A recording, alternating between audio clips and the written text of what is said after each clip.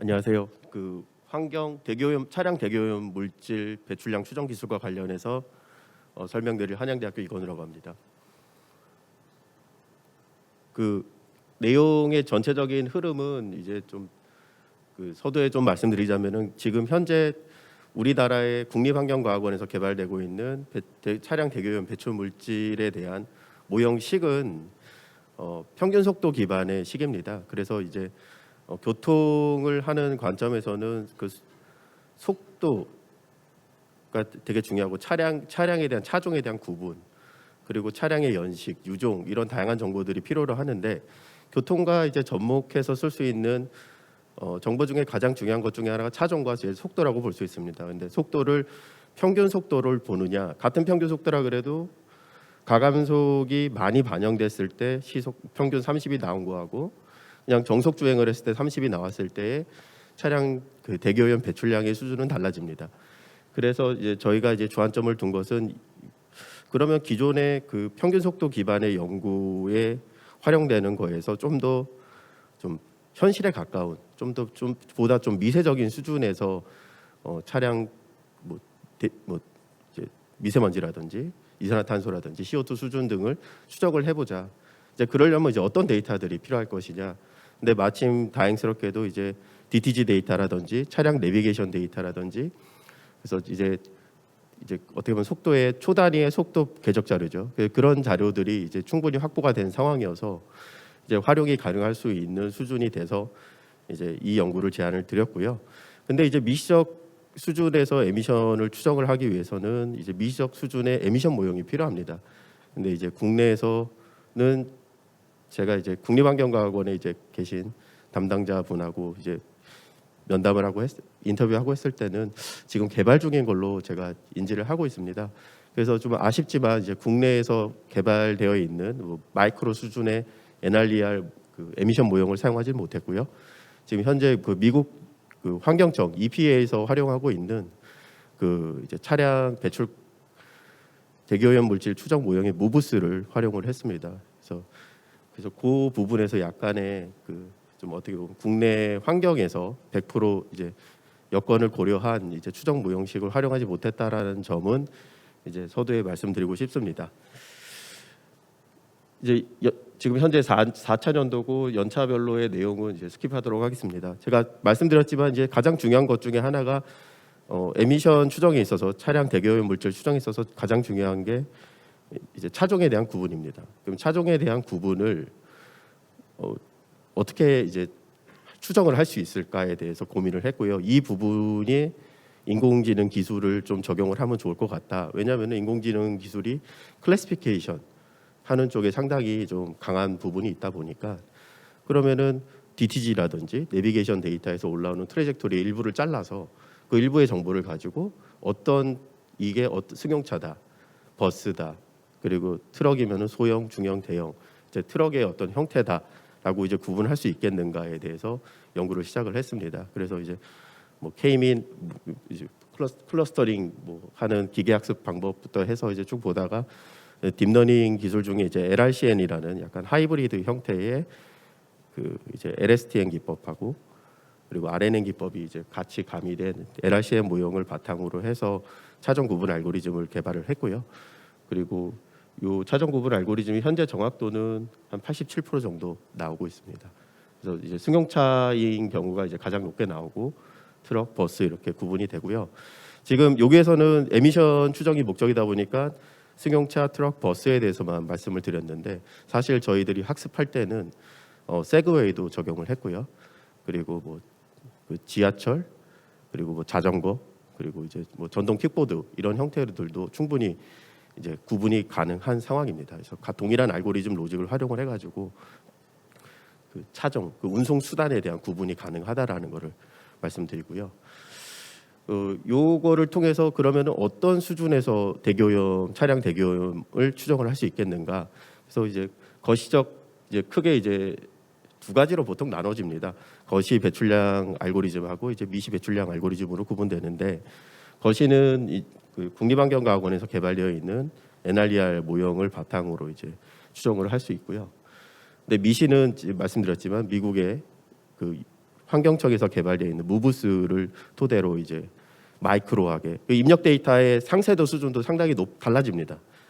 평균 속도 기반은 이제 평균 속도에 대한 정보, 교통량, 링크 길이 그리고 차종에 대한 구분만 알게 되면은 이제 간단하게 빠르게 추정이 되는데 마이크로 같은 경우는 이제 속도, 초단위 속도 궤적 자료, 차종별로 속도 궤적 자료를 알아야지만 이제 추정이 가능합니다.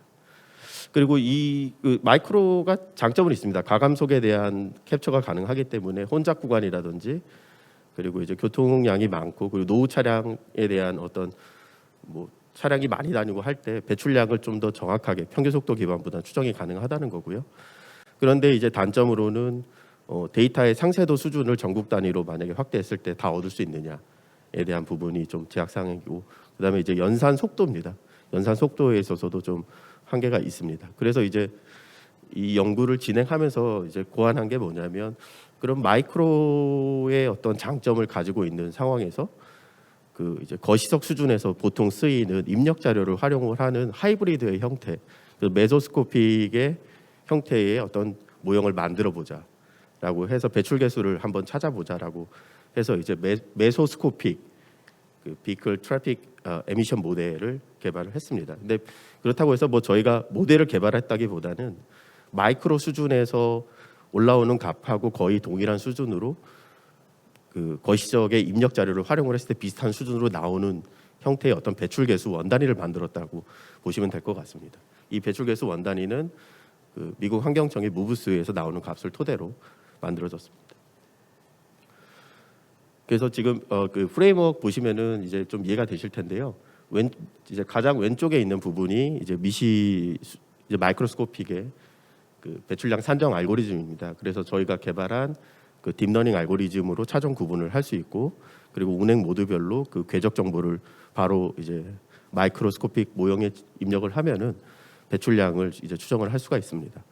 그런데 이제 가장 우측은 이제 우리나라에서 쓰고 있는 NRER 모형이 있을 때 그래서 이제 국립환경과학원에서 개발된 그 오염물질의 배출 개수하고 산정 개수를 만들어내는 산식이 있을 때 적용할 수 있는 형태입니다. 그리고 입력 자료는 교통량, 속도, 그 평균 속도, 링크 정보만 있으면 추정이 가능한 거죠. 그래서 이제 저희가 개발한 게 메조를 개발을 했는데 그 입력 자료는 동일한 매크로하고 거시적 수준하고 동일하게 하고 근데 배출량의 추정의 수준은 마이크로에 가깝게 하는 형태로 이제 DTG 데이터, 내비게이션 데이터를 활용을 해서 이제 개발을 했습니다.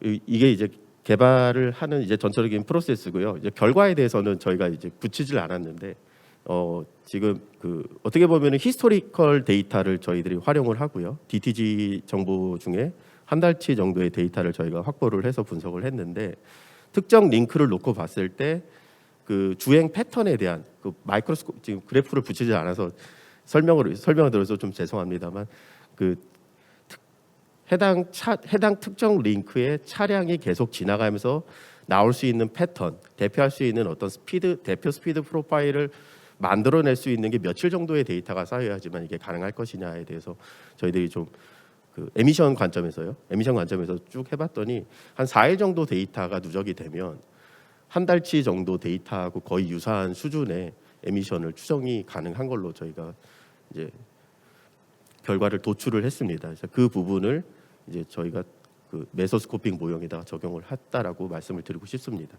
그리고 이제 그 무브스 내에서 운행 모드라는 거를 활용을 하고 있는데요. 그 운행 모드를 가지고 분포를 저희들이 대표 분포를 뽑아냈다라고 이해하시면 될 것 같습니다. 전체적인 흐름은 이 다음에 이어서 메소스코픽 형태 또 마이크로, 미시 이 세 단계의 형태로 배출량이 추정이 가능하고 거기에 따라서 지금 저 오른쪽의 그림은 뒤에 이제 약간 동영상 캡처한 거를 보여드리겠지만 이제 그 서울 외곽순환 도로를 대상으로 해서 시간대별로 추정한 양을 이제 히스토그램으로 보여드리는 결과입니다. 그래서 이제 이거 가지고 이제 궁극적으로 뭐 할 것이냐 이제 활용 방안에서도 이제 아이디어를 조금 제안을 드리고 저희들이 간단하게 분석한 내용들도 공유를 드리겠지만 지금 당장 할 수 있는 건 배출량의 수준을 추정할 수 있고 그 도로 부분이죠. 도로 이동 오염원에 대한 배출량에 대한 수준을 좀 더 마이크로하게 디테일하게 추정이 가능하다는 거 그리고 그거를 토대로 이제 환경 비용에 대한 추정까지 연결을 할 수 있다라는 부분입니다. 그래서 이제 그 형태에 대해서 이제 환경 비용을 그럼 추정을 할 때 평가 기준을 어떻게 만들 것이냐에 대한 부분을 이제 저희들이 이제 안으로서 제안을 한 부분이고요. 그리고 이제 이거 관련해서 또 제일 중요한 거는 이제 교통 환경, 이제 차량에 대한 그 대기 오염 배출량에 대한 저감 전략을 수립하는 것들인데 지금 아래 그림은 저희가 그 외곽순환도로를 대상으로 그 이제 추정한 배출량을 가지고 바람 데이터와 추가를 해서 확산을 했습니다. 그래서 대기 확산한 분석에 대한 결과입니다. 그래서 시간대별로 지금 공간적으로 외곽순환도로에서 발생하는 대기오염 물질이 어떻게 확산되고 있는지를 보여주는 예시입니다. 그래서 활용 사례를 보시면 이제 가장 먼저 그 딥러닝 알고리즘 기반으로 차종에 대한 구분을 할 수 있기 때문에 이동 수단, 운송 수단에 대한 구분을 할 수 있겠다. 그래서 이걸로 예를 들면 휴대폰에 대한 정보인데 휴대폰에 대한 정보만을 가지고 이 휴대폰의 어떤 궤적 자료 정보를 받았는데 이 정보를 가지고 이게 차량인지 아니면은 지금 이 정보가 지하철의 움직임인지를 모른단 말이죠. 그런데 이제 이 알고리즘을 적용을 하게 되면 이제 그런 차종에 대한 식별이 가능하다라는 거고요. 그래서 이제 교통 쪽에서 이제 이런 부분에서 좀 활용이 가능할 수 있지 않겠나 생각이 들고요. 그다음에 이제 저탄소 이제 교통 운영 전략을 수립을 할 수 있을 것 같습니다. 그래서 고속도로 같은 경우 연속료 같은 경우에는 뭐 가변 그 VMS라든지 그 베리어블 스피드 리밋 그 가변 속도 제어 해가지고 이제 뭐 미세먼지라든지 아니면은 CO2가 절감될 수 있는 적정 속도를 이제 제시를 하는 형태로 해서 이제 컴플라이언스 레이트까지 이제 어떻게 보면 수능률에 대한 문제도 발생을 하겠지만 그래도 저희들이 좀 다이나믹하게 정보를 제공할 수 있지 않을까라 생각을 하고 있고요. 그 다음에 영상이 돌아갈지는 모르겠습니다. 이게 지금 왼쪽 그림이 지금 서울 외곽순환도로의 대기 오염 이 전 화면으로 가려면 어떻게 될까요? 예, 서울 외곽순환도로의 대기 오염에 대한 정보고요. 오른쪽에 제가 동영상을 캡처를 해놨는데 이거 플레이를 어떻게 해야 될지 모르겠습니다. 일단 플레이가 안 되는 상황이어가지고 지금 조금씩 돌아가네요. 그래서 그림이 오른쪽에 보시면은 지금 뭔가 조금씩 움직이기 시작하는데 이게 시간대별로 이제 거시적 배출량 무용을 적용했을 때 외곽순환도로에서 발생되는 그 아마 제가 알기로는 미세먼지일 겁니다. 그래서 배출량에 대한 변화를 보여주고 있는 거고요.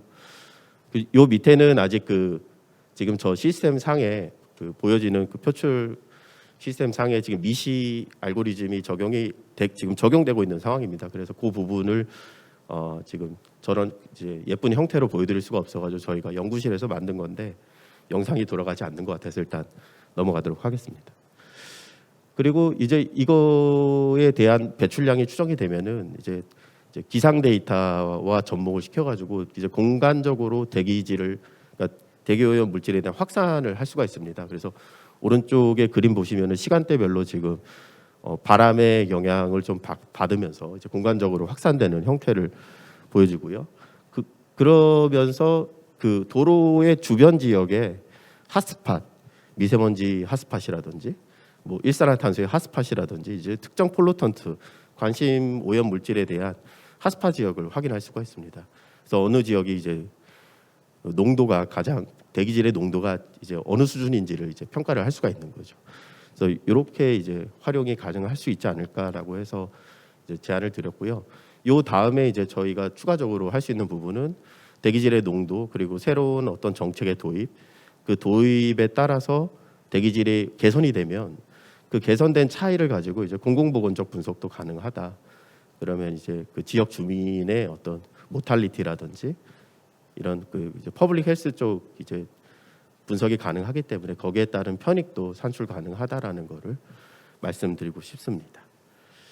네, 이상입니다. 감사합니다.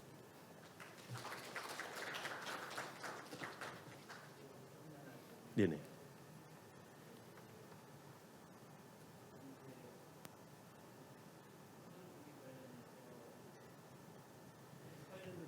약 9,800만 톤이 지금 온실가스가 CO2 이퀴밸런트로 온실가스가 배출이 되고 있잖아요. 네.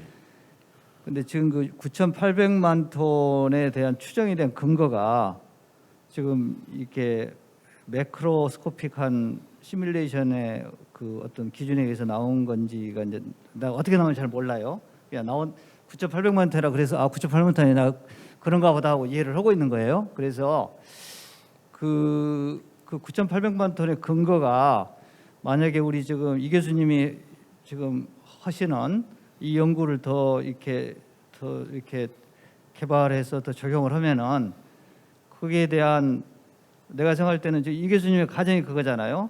속도나 트래픽 믹스에 의해서 이게 지금 에미션이 달라진다는 거잖아요. 그렇잖아요, 지금? 네, 맞습니다. 네. 달라진 거기 때문에 만약에 그럼 우리가 9,800만 톤에 대한 애큐러시 내지는 9,800만 톤에 대한 어떤 변동성이 어느 정도 있는 건지 한번 그에 대해서 한번 설명을 좀 할 수 있으세요?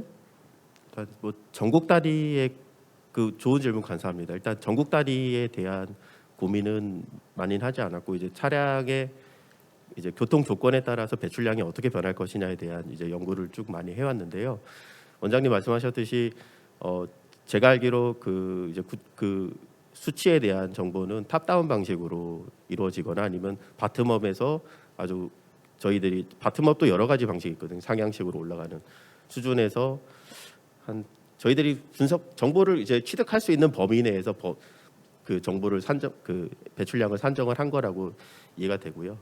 근데 이제 마이크로스코픽의 인포메이션이 적용이 돼서 추정이 되면은 지금 말씀하신 수치에 적어도 아마 과소 추정돼 있을 거라고 저는 판단을 하고 있습니다. 왜냐하면은 혼잡 구간에서는 가감속이 이제 절대적으로 많이 발생을 하고 거기에 따라서 배출되는 그 온실가스 물질인 CO2의 배출량도 상당합니다. 이제 그런 부분을 평균 속도 기반에서는 그냥 하나의 그냥 평균값으로만 적용이 되기 때문에 이제 그 부분에 있어서는 그 혼잡 구간만 놓고 봤을 때도 훨씬 더 많은 CO2가 발생하는 걸로 제가 알고 있습니다. 이제 그 탄소중립위원회의 그 시나리오 대책을 보면은 이게 친환경차로 전환, 전기차가 이제 추정이 친환경차로 전환하고 뭐 연료 효율화, 그다음에 뭐 수단 전환이 중심이에요. 네. 근데 이제 여기처럼 어떤 자동차의 차량의 운행 전략이나 뭐 회전교차로의 어떤 지금 회전교차로가 많지 않잖아요. 네네. 그래서 예를 들면은 전국의 교차로에 한 30%를 신호교차로를 회전교차로로 바꿔버린다.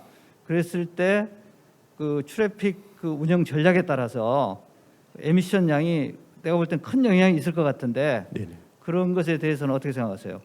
그러니까 지금 탄소중립위원회에서 제시하고 있는 그 탄소중립 감축 방안에 감축 정책 대책에 그런 게 다 빠져 있거든. 네. 그러니까 빠져 있는데 그 부분에 대해서는 어떻게 생각하세요? 네, 원장님 좋은 제안 감사합니다. 그 부분은 이제 어떻게 보면은 지금 그쪽에서 수립한 부분은 기술 형태로 대체를 하는 방안을 많이 이제 집중화돼 있고 아니면 대체 연료를 사용을 하는 형태로 돼 있지만 교통이라는 그 부분, 그 차량이라는 거를 놓고 봤을 때 전기차로 대체됐다, 수소차로 대체가 됐다 그러면은 운송 부분에서 발생하는 에미션은 없을 거라고 저는 생각을 들고요.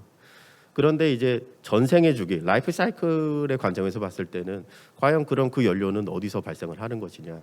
그럼 이제 발전소라든지 화력 발전소에서 기존에 써왔던 양에서 이제 더 많은 뭐 화력 발전소 아니면 원자력 발전소 이런 발전소 발전이 더 많이 필요할 거라고 저는 보고 있고요. 거기에 따라서 이제 에너지 그리고 스마트 그리드 이제 전력에 대한 부분들도 같이 고민돼야 될 것 같고 말씀하신 교통 운영 전략적 부분에 대한 요소가 좀 빠진 것도 저는 개인적으로 좀 아쉽게 생각합니다. 그 신호교차로보다 회전교차로에 있어서는 아무래도 이제 스탑앤고의 형태가 좀 더 줄어들고 그리고 이제 차량 간의 간섭이 어떻게 보면 상충이 줄어들다 보니까 이제 그런 부분에 있어서 분명히 그 대기오염 물질, 그러니까 뭐 CO가 됐던 미세먼지가 됐던 배출 물질의 감소 효과는 반드시 있다라고 봅니다. 근데 그 비중이 지금 차량을 대체하는 것만큼 높을 것이냐에 대해서는 저는 개인적으로는 약간 보수적으로 생각을 하고 있거든요. 근데 하지만 그런 그 이제 교통 운영 전략들을 변화했을 때 적용할 수 있는 그런 전략들이 당겨져야 된다는 거는 저는 그 부분에 대해서는 동의하고 있습니다. 예, 저 환경부 대기정책과장입니다. 그 발표하신 내용이 되게 흥미로워가지고 재밌게 잘 들었고, 그 방금 그 탄소 중립 관련해 가지고 일단 하나 얘기를 드리면은, 저는 이제 그 탄소 중립 수송 부분에는 이제 만들면서 참여를 했었는데, 기본적으로 아까 그 원장님 말씀하신 이제 9,800만 톤은 국가 배출량 산정하는 방식에 따라 가지고 이제 결정돼서 이미 나와 있는 자료고, 그리고 이제 탄소 중립위원회에서 이제 집중적으로 논의된 거는, 그럼 그걸 어떻게 줄일 거냐, 이제 그게 핵심인데, 크게 두 가지입니다. 두 가지. 그러니까 하나는 이제 방금 얘기하신 것처럼 차를 전기차나 수소차, 이제 무공해차로 아예 바꿔서 수송 부분 배출량을 줄이는 거고, 또 하나는 그 총주행량, 그러니까 총 주행거리 줄이는 거. 그 총주행거리 줄이는 게 결국은 이제 수요 관리를 어떻게 해가지고 줄일 거냐인데, 이제 그 중에서 이제 아까 말씀하신 그 속도 부분, 그것도 이제 최적 속도를 맞춰가지고 줄이는 방법인 거, 어떻게 보면 하나의 감축 수단인 거거든요. 근데 그거는 이제 제가 아까 흥미롭게 봤다는 거는, 최근에 이제 저희 국감 하면서 지금 최근에 1년 전에 했던 그 30kg하고 50kg로 낮추는 그 효과가 오히려 이제 대기오염 물질을 늘렸다라는 이제 모 의원님의 주장이 있어서, 그거 아닌 거 이제 반박하느냐고 한참 했었는데, 일단은 기본적으로 이제 속도가 영향을 주는 건 맞고, 아까 말씀하신 것처럼 그러면 어떻게 운전을 해야 실질적으로 온실가스나 대기오염을 줄일 거냐, 그거는 솔직히 저희가 정확하게 모르거든요 지금. 그래서 아까 이제 그 결과물이 있나서 저는 이제 그걸 좀 꼼꼼히 본 건데, 아직까지 이제 그게 제시된 것 같지는 않은데, 네. 그 연구자 입장에서 그 생각하시는 대략적인 그 최적 속도가 어느 정도를 가지고 운전을 해야지 아까 얘기 드린 것처럼 실질적으로 줄 거냐, 이거에 대한 혹시 그 생각이 있으시면 좀 말씀해 주시면 좀 고맙겠고요. 그 그냥 간단한 그 두 가지 추가적인 질문은, 이게 도로 부분 배출량인데 그 배출가스도 물론 크지만 아까 말씀하신 미세먼지 같은 경우 이제 브레이크하고 타이어가 실질적으로 이제 국가에 따라 틀리지만 우리도 많은 양을 차지하는데, 그게 포함된 건지 하나 궁금하고, 그리고 이제 또 하나 간단한 질문은, 그 차종 구분하는 거, 그게 보면은 트럭하고 이제 승용 버스로만 돼 있는데, 저희가 이번에 그 탄소 중립 그 시나리오 짤 때도 그렇게만 하니까 너무 러프해가지고 실질적으로 그 안에서도 다 발렸거든요. 예를 들어서 뭐 트럭 같은 경우도 뭐 소형하고 중형, 대형으로 나누고, 왜 그러냐면 대형하고 소형 같은 경우는 이 몇 배가 아니라 몇십 배가 차이가 나기 때문에 좀 많이 그거를 세분화를 시켰었는데, 저기 아까 지금 연구하신 거에서 어느 정도 세분화가 돼 있는지 그것도 좀 궁금합니다. 예. 그 복합적으로 여러 코멘트와 질문 감사드립니다. 일단 그 속도와 관련된 의견을 좀 드리면, 제가 그 환경 되게 이제 차량 에미션 쪽으로 이제 오랜 연구를 했는데요. 이제 해외에서나 이제 제가 이제 경험치로 봤을 때는 뭐 이 속도가 최적이다라고 딱 그 하나의 숫자를 얘기할 수는 없어요. 그런데 이제 지금 그 이제 미국의 이제 UC 리버사이드에 이제 시설트라는 이제 어떻게 보면 세계적인 환경, 차량 환경 쪽의 연구 기관이 있는데, 거기서 이제 제안한 CO2 관점에서 놓고 봤을 때는 한 60에서 한 80 사이, 60에서 80 사이가 어떻게 보면은 CO2 발생량이 최저가 되는 부분이다. 근데 이제 말씀하셨지만 차종별로, 그리고 차량의 운행 습관별로 다 다릅니다. 그리고 근데 이제 이거는 어떻게 보면은 이제 컨스탄트 스피드의 형태로 운영이 됐을 때 이제 보는 거죠. 그래서 그쪽 분들도 이제 어떤 전략을 제안을 했냐면, 60에서 80 사이로 이제 환경 관리를 교통 환경 관리를 위해서 60에서 80 사이로 어떻게 이제 속도를 움직여 줄 것이냐에 대한 전략들을 제안을 합니다. 그래서 근데 아주 구체적인 전략들은 제안을 하지 않았고요. 이 지금 저속일 때는 그러니까 그 교통의 레벨 오브 서비스 수준이 낮아가지고 평균 속도가 아주 낮을 때는 이거를 끌어올릴 수 있는 방법, 그 좀 고속으로 주행할 때는 약간 낮춰가지고 주행할 수 있는 방법, 이제 이런 것들을 이제 고민을 하고 있습니다.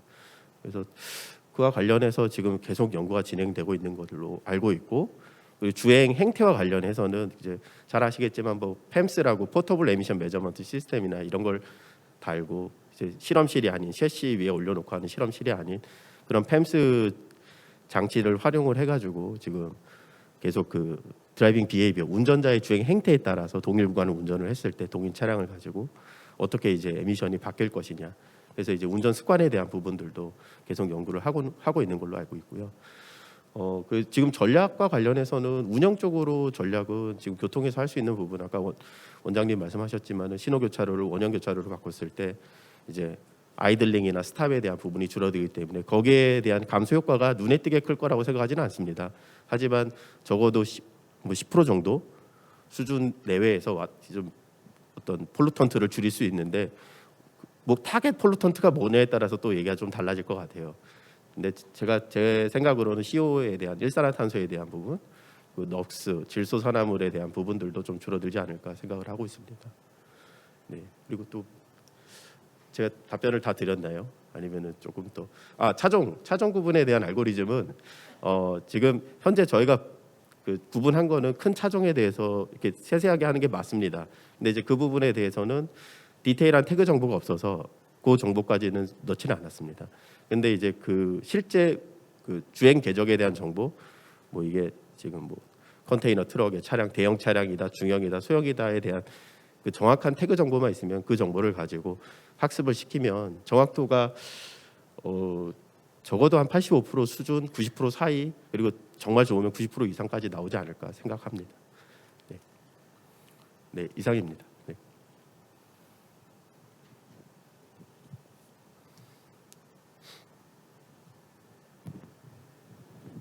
예, 감사합니다. 저는 한국도시재생연구원의 김종년이라고 합니다. 제가 25년 전 같습니다. 제가 이제 종이 지도를 전자 지도로 옮기는 GIS를 했습니다. 그 기반으로 아마 이제 GIS에서 GPS까지 인공지능까지 이제 발전된 것 같은데요.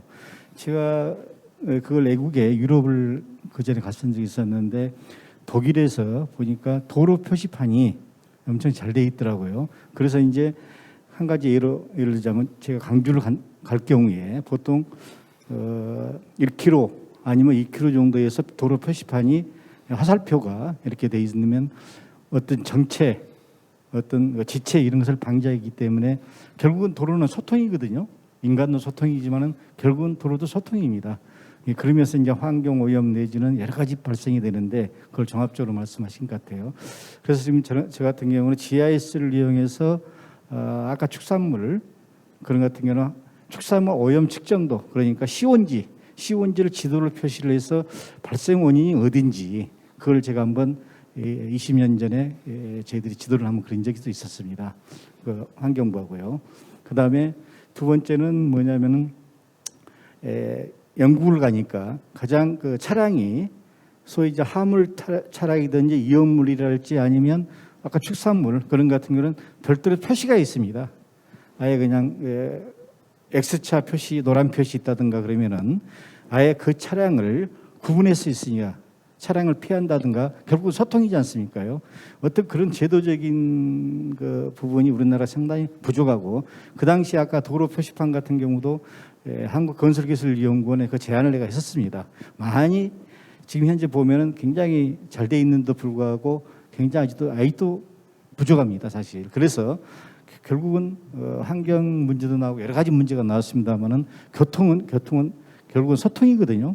그래서 소통에 대한 어떤 제도적인 그다음에 사회적인 기반 어떤 이런 구조물 가운데 상관관계를 융합이 되지 않나 싶습니다. 이상입니다. 네, 좋은 의견 감사합니다.